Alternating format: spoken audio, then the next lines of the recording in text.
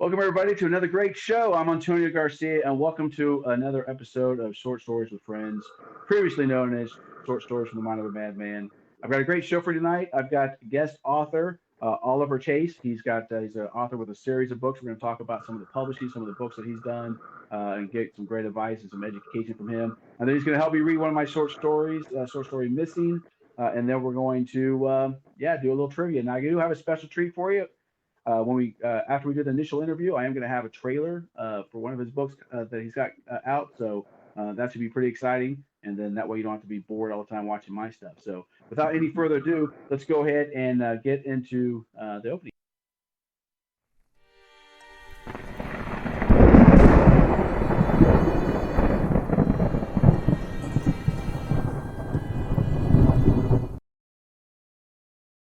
Mute. All right, how you doing, sir? Oh, I'm doing well, thanks. How are you? Good. Why don't you go ahead and introduce you to everybody that's watching? Uh, I'm Oliver F. Chase, and my web is oliverfchase.com. I am a writer, been that way for about 20 years or so. I know that people say that writing is the only acceptable form of schizophrenia, and I sort of agree with that. Writers. Yeah, I'm excited to have you on. I've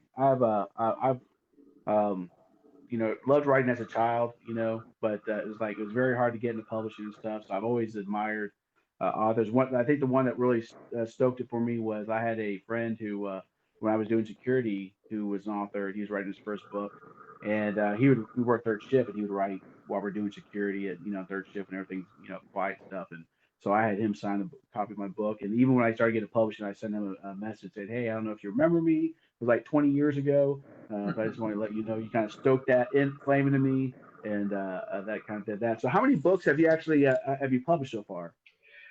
Six. 6 books. Yeah, I'm counting the last book that is in the hopper right now is being published, but it's not out yet.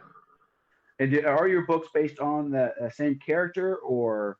Um, Well, like anybody else in writing, you mature. And when you first start out and you've decided that you are going to join the business of writing, which is a lot different than just writing.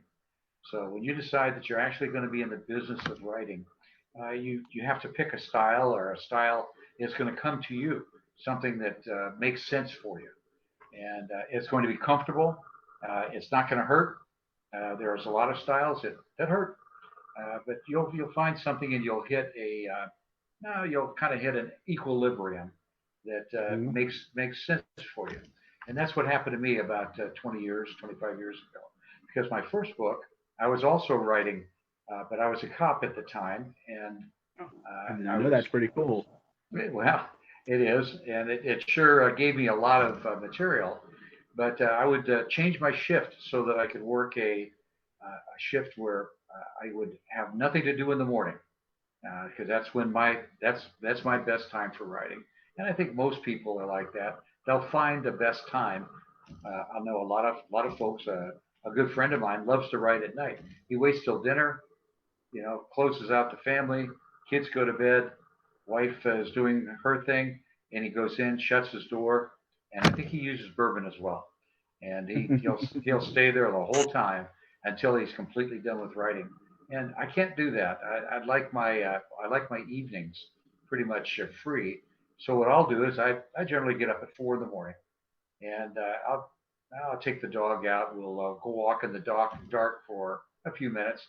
We'll come back in. I'll feed the dog. I'll sit down, and by the time my wife wakes up and stuff, I've gotten in 3 or 4 hours of writing.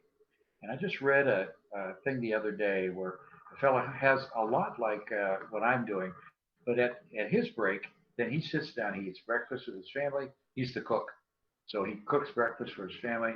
Very nice way of staying connected. He'll take his kids to school. He comes home and he locks himself away, and he's there until 11 or 12 o'clock. Then he says, "That's it, bang, no more." I don't quite do that. What I like to do is I like to dribble, and drabs throughout the day. So if I've got a project that needs to be done in the morning, I go ahead and do it. I don't give up on it. I go ahead and do it, but I'll take that time and I'll roll it over to the afternoon. And of course, it's dependent on the seasons. I live down on the Gulf Coast, so my summers are unbearably hot. They're ridiculous. So working in the afternoon is not a good time, being outdoors and stuff. So I use that as writing time. My early morning time, I've switched that over, and I do that as my working on the farm time.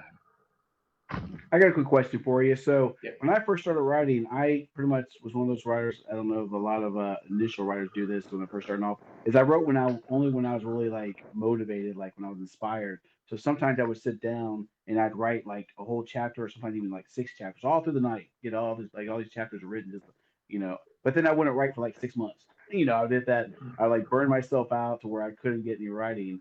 And over time I developed where I kind of got down to a systematic of writing 1,000 words a day.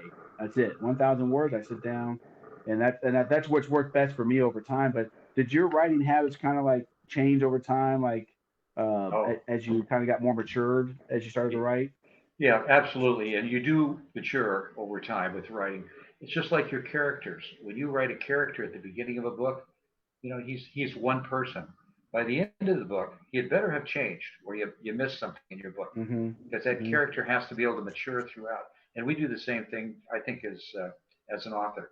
You mature, finding your own level.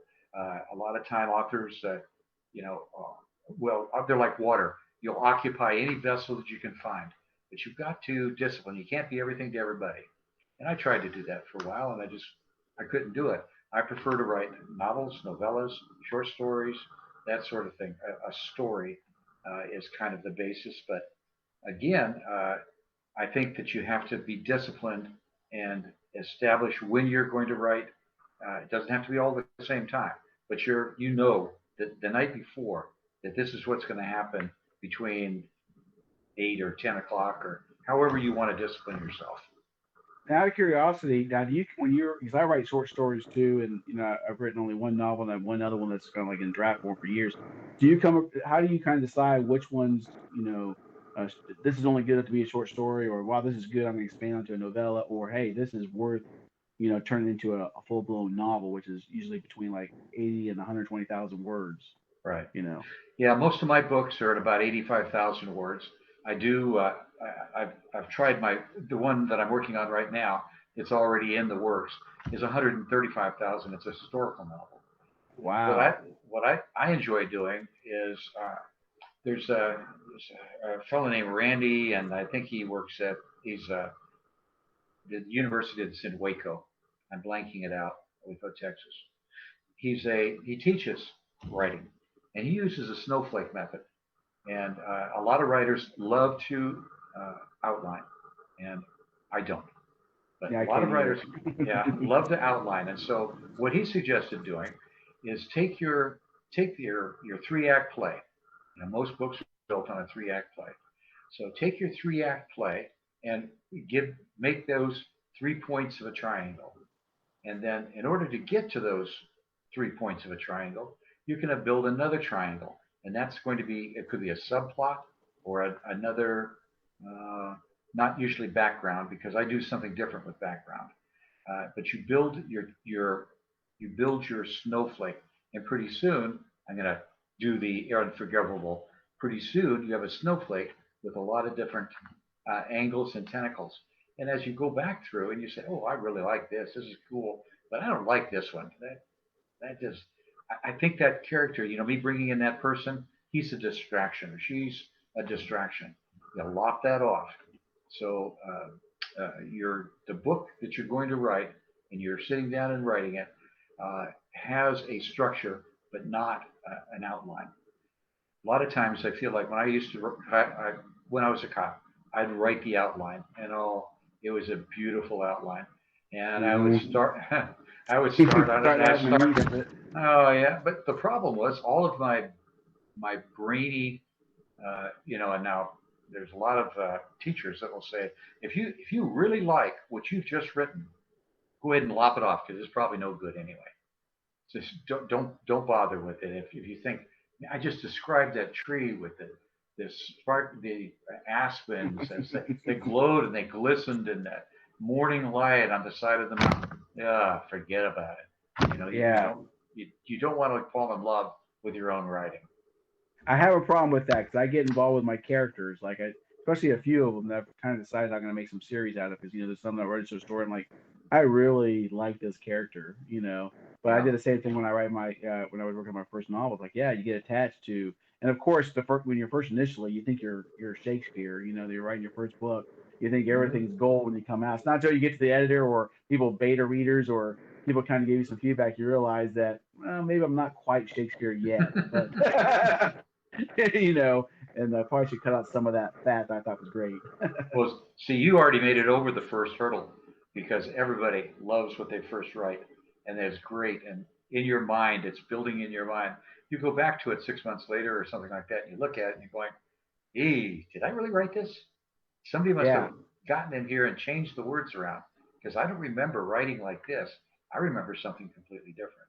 Hmm. Which brings up a great lesson that Stephen King wrote in his 75-page How to Write book, but was, get the words on paper. Doesn't matter what they look like, just get them on paper. And then Right. when you're done, put them on paper, stick them in your drawer, and don't look at it for 3 months.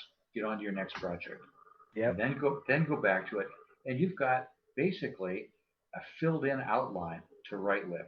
And Hmm. boy, does that make great sense for me. And that's Yeah. kind of what I do.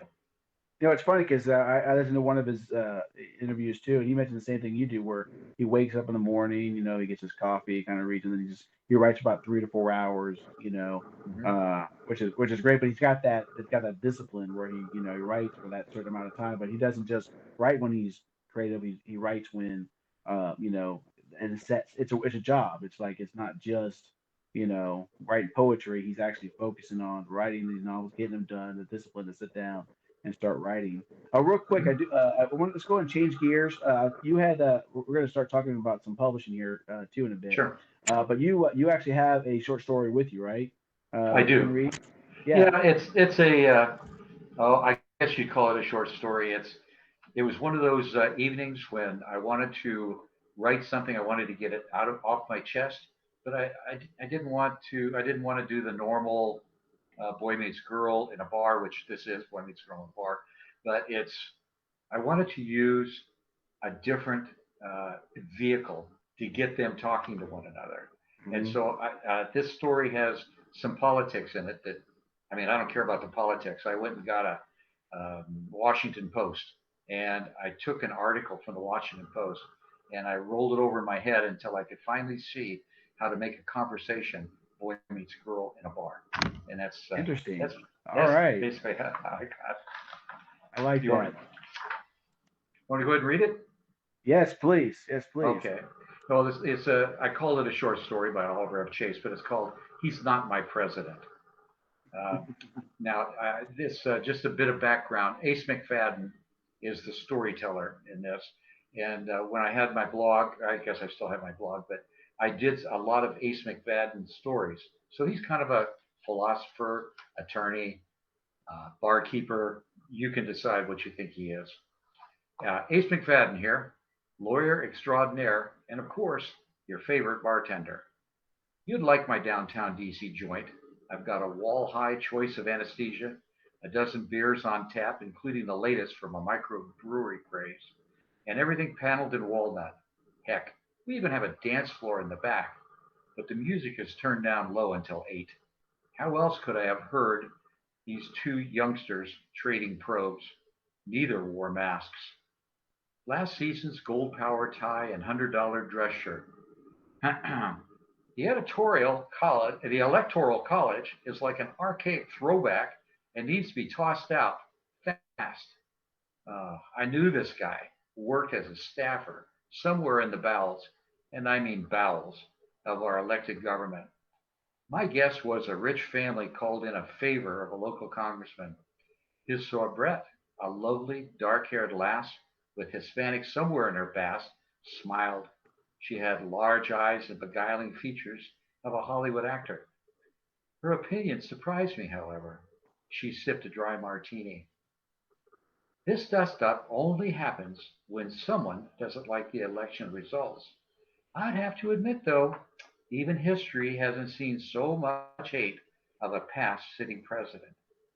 He cleared his throat. Well, he might have won way back, but he wasn't my president. Ha ha. Old news. You need to move on with the times. She flashed a smile, dazzling. I watched and stacked glasses, splitting my mirror time between the pretty lady and her guide. His accent reminded me of a prep school New Englander, the kind that makes it big or implodes all over himself on the post's third page. I thought maybe I'd seen him in here before wearing a sweaty Yale t shirt. Her eyes watched him over the glass's rim. Okay, I'll bite. Who is your president? Anyone but that jerk. Mio, this isn't the first time somebody's lost the electoral college and won the popular vote. We needed the national popular vote, and we need it now. It's good legislation. Oh God, I moaned to myself. Not another educated idiot. But he plowed right along, the alcohol dulling his sense of survival. We elect everyone else by popular vote. Why not our president? Tell me in what country that makes sense. Oh, let's say Canada, Israel, the UK, Germany, India. Is that enough for you, or do you want more? I watched the big kid scrunch up his eyebrows. She was handing him his ass. He'd probably slept through that part of civics class on his way to fame and fortune.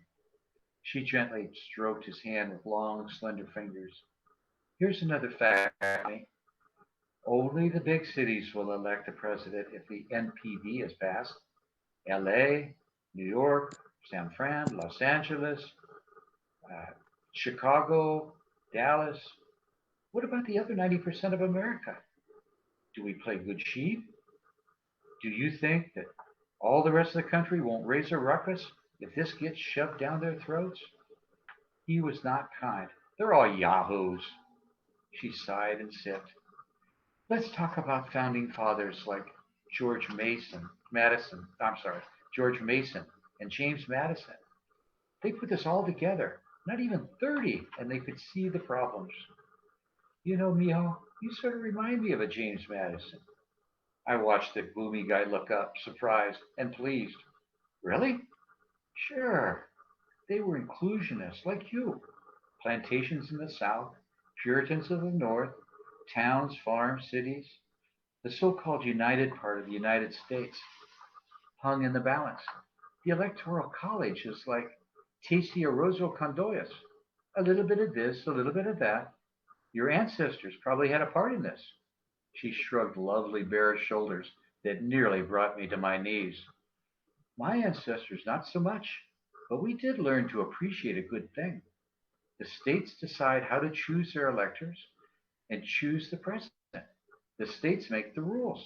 The states count the votes. Everybody watch everybody else. Everything is local. What could be better? And guess what? The young man watched her intently, wanting to know what comes next. It's very hard to cheat in a national election. Very hard. Even the Russians couldn't figure it out. A pink tongue touched her red lips. Some say it's so hard they want us to change the rules. As the bartender in charge, I was thinking about taking this guy's car keys away. As if she knew, her gaze fell to me, and I got her secret smile. She lowered her voice. Centralizing the vote is really a bad idea, Tommy. Keeping the Electoral College local means the occasional mistake won't mean disaster. Can you imagine if we had to trust all the crazies in this town to run a fair national election? The beauty of the Electoral College is you don't have to. The boy cleared his throat and his head for a momentary burst of artistry. I can recognize beauty. Finally, the idiot said something smart. She smiled and found a 20 to push across the bar. Keep the change, Ace. We're going to take this history lesson home. I took the 20. Oh boy, I hope she runs for president before I die. The end. Very nice. If only we could have a civil conversations in real life. One thing I do like about doing, especially narrated driven stories, is being able to start trying to get in each character, make them unique. I think a lot of young writers that kind of get into it kind of like tend to make them all like very universal, the same. But I think as you get more refined in your writing and better at it, and watch a lot of movies, you get really good at kind of creating these characters and their own personalities. And uh, I think that helps me doing the podcast, my short stories with the different characters. I do the voices. I kind of have to like step into each one. I think that kind of helps you with the next story, kind of get writing. Oh, I agree. I agree. You have to know your character, and you either like them or dislike them, and you can dislike them. That's fine, but you really have to be able to get into their skin. Yeah. So we got about 10 minutes before we kind of move into the short story. Let's just talk a little bit about publishing. Because in one of our initial conversations, you kind of mentioned that, and I know that's always a good heated discussion with writers as far as traditional or self published or what kind of route did have you always been through a publisher or did you self publish or Well, that's interesting. Now, the fellow that you met that introduced me to you was actually my first publisher. He formed a little company in New Orleans, and he took two of my books and he published both of those. But the times were not right. It's so tough for a little publisher to make it, and they eventually they folded their doors pretty much about a year or so later. But the uh, his partner in the publishing and I got together and we formed a publishing company so we could get a cookbook going for hmm a retirement home in New hmm Orleans. Now, if you can imagine, you've got grandmas that are retired. They live all together in a not a nursing home, but an assisted living home. And can you imagine if they told you how to cook some of the things that they had cooked all their life? New Orleans hmm food is unbelievable. So we thought that that would do very well. Unfortunately, the rules of the road, the federal government would not allow it because they took funds from the federal government to support hmm their people. So you couldn't make any profit at it, and no matter what we did or said, we couldn't break through to that. So I took the publishing company and I just kind of set it aside for a while. I wrote Camelot Games in 2017. It was ready for publishing, and I gave it to a publisher called the Wild Rose Press. They're out of New York, and they published it. I think in 2017, 5 years. That's about right. About 2017 is when they published it. And it was a different animal then because the first publishing company was kind of something that we all did together. They were more of a traditional publishing company, and it taught me a lot about publishing, a lot of good lessons. But right now, I'm publishing audiobooks, and mm. that is that's a trip. Maybe that's a whole Yeah. conversation we should have some Oh other yeah, time. that's But that's actually something I'm getting in this year is narration and doing not just through Amazon where there's a lot of competition, but also I have friends that are authors and just want to get their books in there. And I'm actually starting a new series where I'm reading classical books. This is the Count of Monte Cristo, my favorite book. I'm starting to record this weekend on narration. oh, great. But yeah, audiobooks and podcasts are really, really, I think, the future of the writing art. People like to listen in their cars, like to listen going to sleep, you know. Um, Mhm. and I think reading, while it's still great, people like to hold a physical book. I think people really appreciate the ability to listen, you know. I agree wholeheartedly. Yeah. I myself is pretty much completely self-published, mainly because I'm a very kind of go-getter. I'm a very lead follower, get out of the way kind of guy. So when I first started writing, I didn't want to deal with the rejection of dealing with sending to publishers and getting those rejection letters. So once Amazon kind of came out to create space, I just kind of went into publishing my first book and kind of been doing it ever since. And I think being in IT kind of helps because I have the graphic design background. I had the ability to design my own covers and do my own books. But as I continue to grow, I'm starting to make some friends to start helping with editing because um, my editing is just get this book done and get it published. Where it helped me a little bit get it right. But Sure. yeah, so So that's why one thing I was kind of curious about when we first started email. I was like, so are you the author or are you the owner of the publishing company? Because uh, they both kind of went, coincided side by side. So I thought that was kind of interesting that you kind of like turned the love of writing into not just a writing career but a publishing career as well. Well, publishing career is might be a misnomer to people. There's not a great deal of money in either one of the professions, but there's a huge amount of satisfaction. Amen. Yeah, yeah, exactly. Yeah, but what I've done is I've written four more of those books since then, and I have self-published, and I enjoy the self-publishing a lot because generally speaking, well, I always hire an editor. I don't try to talk my friends into it. I let them be my beta readers. So I go out there and I find that, and she's out of Atlanta, Georgia. I've never met her, but she's an excellent editor. She's Mhm. very expensive too. She just kills my budget. But the book that comes back is worth it. And then she forces me to go back through the book again, and I re-edit her edits, rewriting the book, and then she will do the whole book over again. And Wow. she doesn't get the advantage of doing it fresh again. So what I did on this, I gave her one, and we did that, and it was a long editing process. On the second book, a book called A Time for Dying, uh, I took and I took her lessons from the first book, which was called Hunt the Shadow, and I took the second book, A Time for Dying, and I wrote it like she was the editor and she was going to kill me. So I wrote it as just as tight as I could possibly write it, Very and nice. it turned out to be a lot better. I think I learned a lot. Now the third book is called A Certain Evil, and I'm self-publishing that next month. That'll hit the stands about the same time as the audiobook. So I really believe in the audiobooks, but Are you ever doing your own recording? Sorry to interrupt. Are you recording your own? oh Uh, no, I have a group of people. I like to call them a stable, okay. and I don't know if they like that, but we have I have four narrators, two ladies, two guys, uh, and I like to experiment.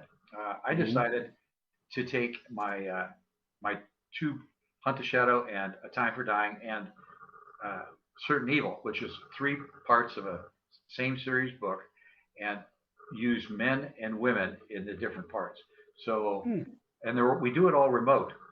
So it's a long process. They read their parts. I listen to all their parts when they do it raw. We take and I hire a uh, technician to put them all together to do the drop-ins, and Hmm. he takes out the pops, the smirks, the breaths, the breathy Hmm. parts. He takes out those, and then I do the timing for him.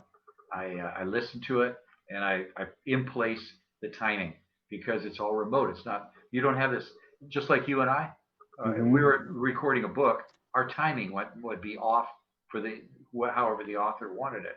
So Right. I do timing because I'm the author. So I'm the best guy to do the timing. So I'm basically Right. producing Yeah. the book. Yeah. And Very it's like nice. self-publishing. And then there's several groups out there that will take your manuscript, will take your finished recordings, and they'll publish them for a, well, they don't publish. What they do is they distribute. You do the publishing. Hmm. You have the software and you do the publishing, and it Right. works out very well. It's a lot of work, but boy, is it fun! It's a lot of satisfaction.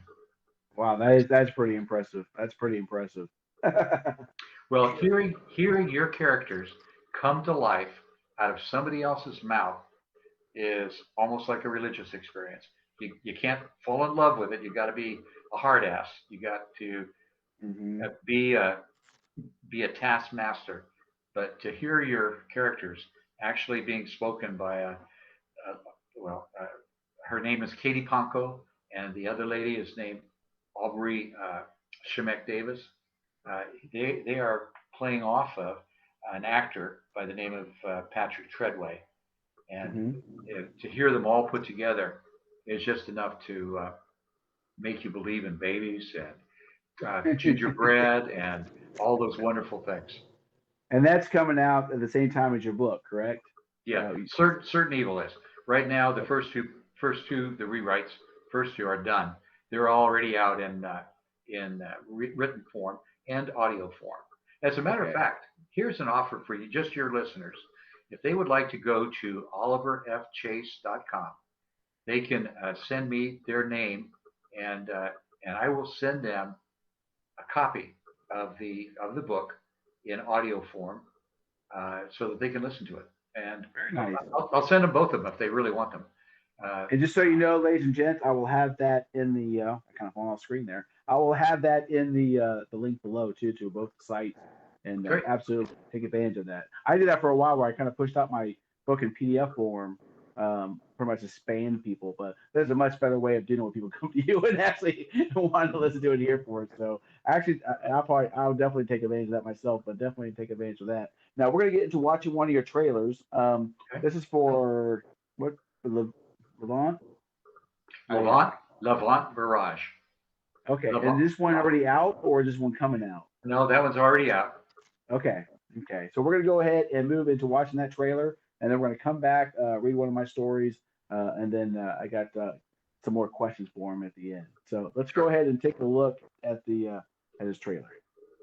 Oh, as soon as I get to where, there we go. My mouse fell.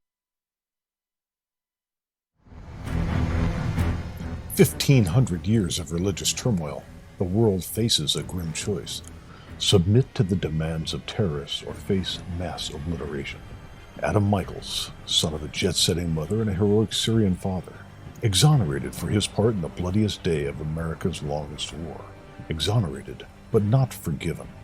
An ambitious and politically connected wife files for divorce. A conspiracy in the back halls of the Pentagon. A Broadway actress falls in love. When a secret PhD dissertation is inexplicably declassified, Adam becomes the most hated man in the terrorist world. A splinter group of ISIS tries to kidnap, or at the very least, kill him. 1 billion lives in the balance as the planet crumbles. Adam makes a choice that few understand and fewer will forgive. Taken from our daily headlines, the people and places of Levant Mirage are real. This is a work of fiction. The choices are real too, life or death. Levant Mirage. Oliver F. Chase. OliverChase.net. OliverChase.wordpress.com.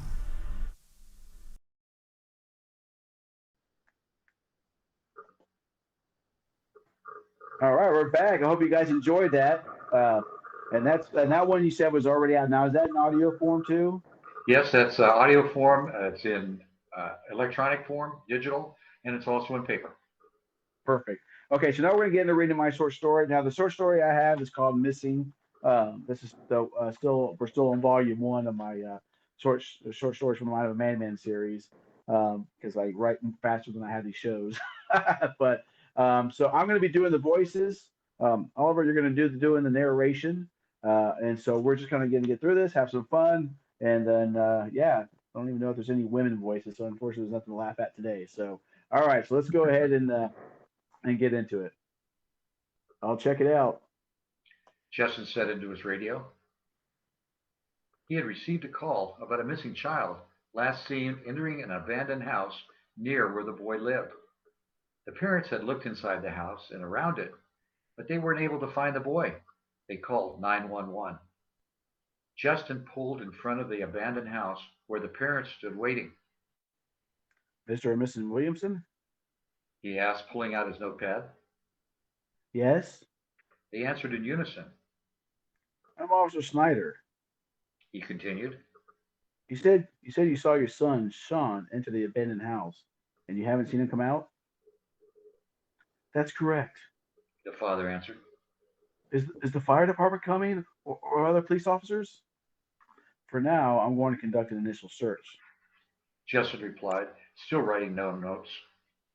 Once I've completed that, I'll determine what resources we need to continue the search. He gave them a reassuring smile and said, Remain calm. We'll find him. Now, please wait outside while I go in and take a look. Now, just real quick, I one of the reasons why I kind of stay away from like writing like police books is because I don't know the lingo. I don't know the actual tactics. So now I'm actually out here with someone who was an actual police officer. I'm like, now would he really do this? Would he really pull his gun out and shoot the guy in the face? You'll let me know if if that's improper procedure. Okay. As he walked into the house, he updated the dispatcher that he was beginning his search. He pulled out his flashlight and slowly opened the door to the house. He methodically moved from room to room on the first floor, clearing each one before continuing his search into the second floor. The abandoned house was full of dust. He scanned the floor for footprints and smudges on the wall. As he completed his circular search of the first floor, he saw tiny footprints. Seeing them, he began to follow their path as he softly called out Sean's name. He didn't want to be too loud in case it frightened the boy instead of reassuring him. The footprints led upstairs, and he quickly followed them, leading with his flashlight. Sean, He called out. I'm Officer Snyder. Your parents are very worried. Let me know where you are, where you're at, so I can find you. Here. Sean replied from the last room at the end of the hallway. I'm coming. Justin assured him. Just stay where you're at, and I'll come to you. Don't let the man hurt me. The boy said. Justin pulled out his gun and asked, Is someone with you, Sean? No, but he'll find me. The boy said. I know he will. Justin entered the room where he found the boy, hiding behind a bed. Justin cleared the room. Once he was sure they were alone, he moved to where the boy was huddled, reholstering his gun. Hi, Sean. Justin said. I'm Officer Snyder, and I like to repeat myself. Your parents are outside. I'm going to take you to them. How does that sound? Sean replied with a shy smile. Justin took the boy's hand in his and began to lead him out of the room. Suddenly, the boy screamed, looking at something behind Justin. He instinctively drew his gun as he turned to face a creepy, ghostly old man in a black suit. Keeping his gun trained on the stranger, Justin slowly backed up toward the door, inching the boy out of the room. As soon as the boy was out of the room, the door slammed shut, and Sean began banging on the door.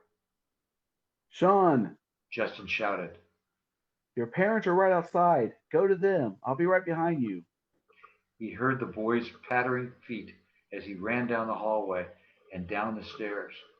Now that the boy was safe, Justin was able to focus on the creepy old man in front of him. Keep your hands visible and tell me who you are. Justin ordered. The man only stood there and stared at him. A fog started to fill the room, though Justin couldn't tell where it was coming from. It seemed to be just materializing from nothing. Sir, Justin continued.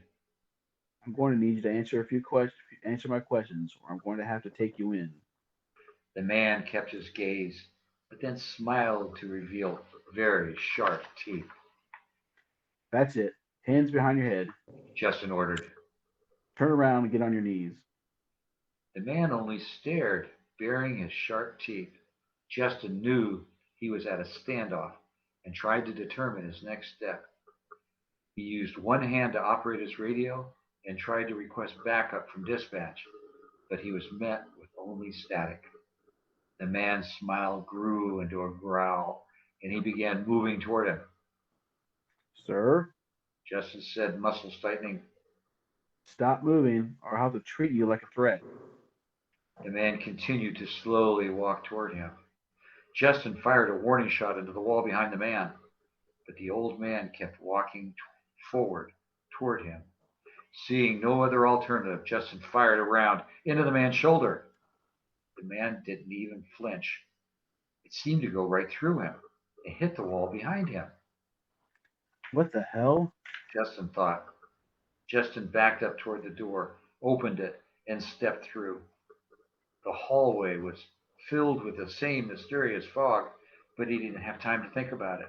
He continued to walk slowly down the hallway, periodically checking to make sure he didn't lose his footing. When he arrived at the stairs, he saw that the man wasn't following him. So he turned quickly and walked down the stairs to the front door where he had entered. He got to the door, but it wouldn't open. No matter, sorry, no matter how much he pulled on it. Break time. It's a good idea. Oh, man, right at the most important part of the story, he ran to the nearest window and looked out. He could see the parents there with their son, and they were talking to another officer that had arrived. They were standing in the same fog that he was in the house, though they seemed unconcerned.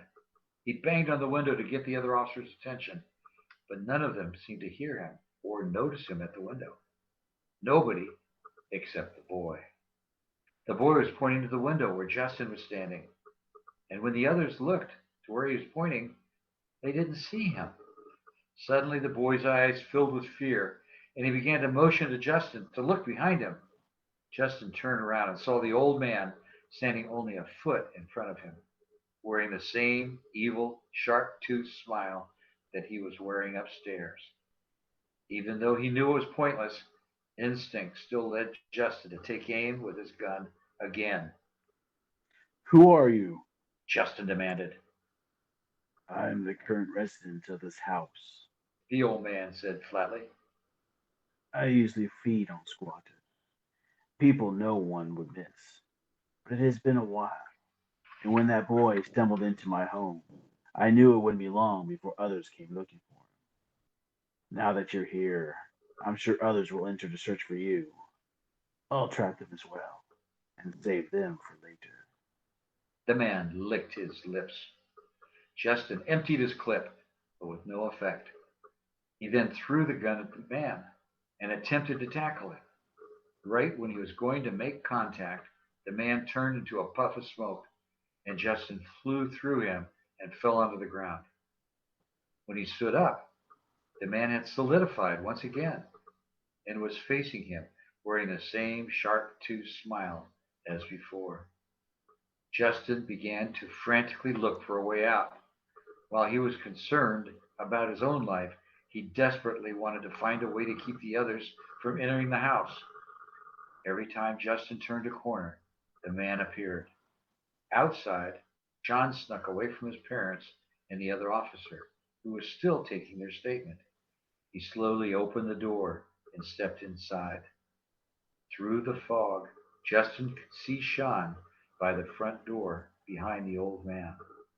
Sean didn't see any fog, but could see Justin and the old man standing in the hallway, though they looked translucent. Sean didn't want to attract the attention of the old man, so he tiptoed to a door leading to the cellar, opened it, and stepped through, motioning to Justin to follow him. Justin was beginning to feel weak. He couldn't explain it, but it was as if the fog was absorbing him slowly. The old man had seemed hungry when Justin had first encountered him, but he didn't seem to be in a rush to attack him now, so that only helped to confirm Justin's suspicion that the fog being the way he consumed the living. Justin gathered what energy he could and once again charged the man. As before, the man became like vapor, and Justin charged right through him. His legs were weak. Justin made it to the cellar door and went through. He saw Sean at the bottom of the stairs. He seemed to be leading him somewhere. The fog was thicker in the basement, and Justin had trouble seeing where the boy had gone. Then he saw him. The boy was standing next to a hole in the wall, pointing at something inside. What is it? He asked the boy when he joined him at the hole.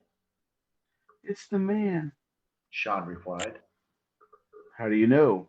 Justin asked. I snuck into play when I came down here. The boy explained. The brick was loose, and I saw the bones. Then the fog came, and I saw the man. He was mad that I found his bones. As if on cue, the old man appeared in the basement with him. But instead of a smile, he was clearly angry that they were there. So far, the old man hadn't touched either of them, and Justin was sure that he couldn't. Though he assumed the old man couldn't touch them, he also knew that the fog was draining him. though the boy seemed to be unaffected so far. Justin looked around the room for a way to burn the bones. He didn't know if that would work, but he thought it was a good start. He grabbed the sack of bones, rested in, and yanked them out. He saw the old man let out a growl. Put those back. I will make you both suffer. The old man yelled. Come on, Sean. Justin said, grabbing the boy by the hand and leading him upstairs. When they made it to the front door, Justin was unable to open it. The old man laughed as he watched them try to escape. Justin could feel himself getting continuously weaker. How did you get in? Justin asked the boy. Through the door. The boy answered. Okay, you try it. Justin said. The boy tried to open the door, but was unable as well. The old man must be keeping the door closed somehow. Justin thought. Then he had an idea. John, He whispered to the boy. I'm going to distract the man. When I do, I want you to run out of this door. I think when he's distracted, he can't focus on keeping the door closed. The boy nodded his understanding. Justin thought of giving the bones to the boy to burn, but while he could probably get the boy out with them, there was no guarantee that he would be able to find a way to burn them. More than likely, the other officer would take them and turn them into the forensic team. He was also worried that the old man may be able to follow the bones wherever they went. Justin knew there was only one option: destroy the bones there, but he didn't know how. Then it came to him. Here. Justin said, handing the keys to his cruiser to the boy, and whispered his instruction. The boy nodded. The boy again nodded. Okay, here we go. Justin said. You stand right here. Justin slowly moved as if he was trying to sneak around the old man, and the old man followed him, ignoring the boy. Justin went into the kitchen and began looking for something to start a fire with. The old man watched as he rummaged through the drawers. His smile never faded as he watched Justin continue to get weaker.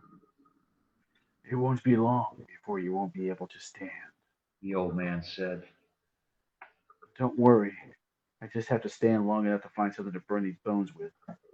Justin explained. The old man laughed. There is nothing for you here. You're going to die. It's genuine to anyone who comes looking for you. Not finding anything, Justin walked back into the living room and looked out the window. It was foggy outside, and he could see the officer and the parents talking to the boy. He saw Sean point toward the house, and when they all looked, he snuck away from them and went to the trunk of Justin's cruiser. When they looked around and saw the boy gone, they began to look for him. Enjoying your last sunset? The old man said, half laughing. Justin didn't want him to look outside and see what the boy was up to, so he turned his attention to the old man. He was so weak, he could no longer stand. He sat, leaning against the wall. The old man enjoyed watching the life slowly slip away from him, feeding him. The man jumped up when something came crashing through the window and landed on the floor. He didn't know what it was, but he knew it couldn't be good as Justin began crawling to whatever it was. Sean had gotten to the trunk of the cruiser, used the keys to open it, and found the flare. He snatched them, and before the other officer or his parents could stop him, he ran to the house and threw one through the front window. Justin smiled at the old man as he lit the flare and burned the sack of bones, which in turn burned the old man. The officer outside was barely able to pull Sean back in time before the entire house went up in flames. Smoke exploded through all the windows, and it wasn't long before the entire house was on fire. Sean watched with tears streaming down his cheeks.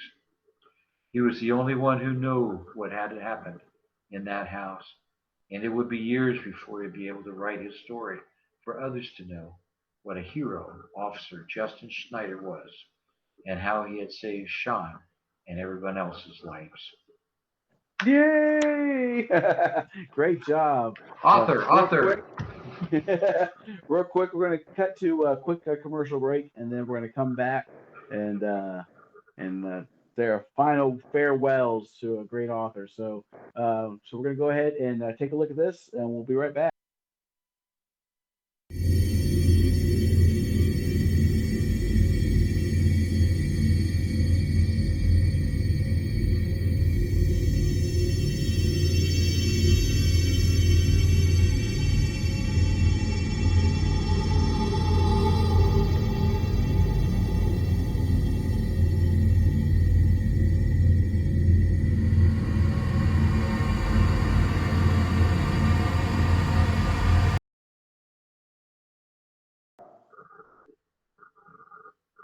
All right, we're back. Hope you enjoyed that. So thank you so much for being on my show and help me read my story. It was a pleasure meeting you. I'm looking forward to the new book coming out. Hope you all watching really enjoy the trailer. Make sure you guys follow the links that I'll have in the description below. I'll get those uploaded as soon as the show is fully uploaded. But yeah, definitely check out his works. Oliver, thank you so much for joining me tonight. It's been a real pleasure for me. Thank you. I feel like I have a celebrity on. I gotta tell you, it's a little gets a little nervous when like as a writer coming on with like a writer with like 6 novels out. It was like, oh God, I hope my spellings are right in my my story. Well, matter of fact, I did catch what? No, I'm just kidding. There was two. There was two. Oh, there's two. Yeah, I caught two. I'm like, damn it. Oh, I should have edited first. But thank you so much for coming on. A couple of things real quick. So I'll have his links below, but also some things I've gone on. So I started a charity thing. So now I'm raising money every quarter for a different charity. So this first quarter, I am doing it for Big Brothers Big Sisters. So every new like I get on YouTube, I'm donating $1 to Big Brother Big Sister, up to $100. Every copy of my book sold, $1 will go to up to $100 to the Big Brothers Big Sisters program, and then of course any new like I get on Facebook, I'll also donate $1 up to $300 or up to $100. Sorry, but watch what I say on to Big Brothers Big Sisters. Also, I do have new T-shirts out. So this one just came out. This one does say "Reading makes me happy, you not so much." So you can check out the links I'll have down below where you can buy some T-shirts on Redbubble, Teespring, and also you can get to them through my website. So again, I'll have his links below to all of his both his publishing and his author website. Be sure to check them out. Thank you so much for coming on. It was a really good pleasure. We're gonna have you on again. So we're definitely gonna keep in touch. And then anytime you're able to get on, we're gonna get you back on here because I feel like we just started to tap into your wealth of knowledge of writing and and publishing. And I do have a lot of people that follow that are aspiring to be writers. They ask me questions all the time. I'm like, hey, I I can only give you so many questions, but that you definitely be someone to definitely would love to have you back on the show for sure. So Well, I'd love to do it. okay, well thank you so much everybody. Thank you so much for watching, and again we'll be here hopefully back next week. I'm hoping to have a band Bipolar Opposites on here next week. They got a show coming up, so we're gonna try to get them on. But again, thank you so much for coming on, and everybody, you guys all have a great night.